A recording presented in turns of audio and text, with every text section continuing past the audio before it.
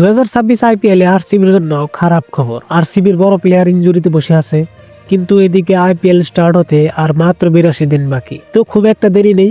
আরসিবির ধুরন্ধর batter এবং opener Phil Salt, যিনি injured হয়েছিল ইন্টারন্যাশনাল টি20 লিগে, এখন পর্যন্ত ঠিক হয়নি। তো ফিল সল্টের মতো একজন পাওয়ার হিটার ওপেনার যদি না থাকে, তাহলে আরসিবি দলে বড় ইম্প্যাক্ট পড়তে পারে।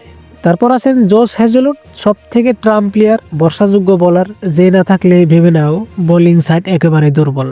জোশ হ্যাজেলউড হামস্ট্রিং ইনজুরিতে ভুগছে, যার জন্য তিনি এসএস সিরিজেও খেলতে পারেনি। বাট 2026 বিশ্বকাপ টি20তে কিছু ভালো খবর থাকলেও যখন প্লেইং 11-এ আসবে তখন আর কি ডাউট শেষ হবে। নেক্সট টিম ডেভিড একজন পাওয়ার হিটার ব্যাটসম্যান, যিনি মিডল অর্ডারে খুবই বড় রোল প্লে করে। Tim David recent Big Bash লিগে বড় ইনজুরিতে পড়েছে, সো আইপিএল 2026-এ টিম ডেভিডকে নিয়েও বড় সন্দেহ।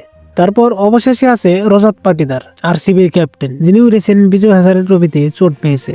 তো এদেরকে নিয়ে বড় টেনশন চলছে যে কবে ইনজুরি থেকে মুক্ত পাবে, কারণ এ ধরনের বড় বড় প্লেয়ার যদি অ্যাবসেন্স থাকে তাহলে আরসিবির অবস্থাটা কি হতে পারে বুঝতেই পারছো। বাকি এর উপর কোনো নতুন আপডেটস আসলে নবলগে জানিয়ে দেওয়া হবে, তো আগে থেকে সাবস্ক্রাইব করে নেবে।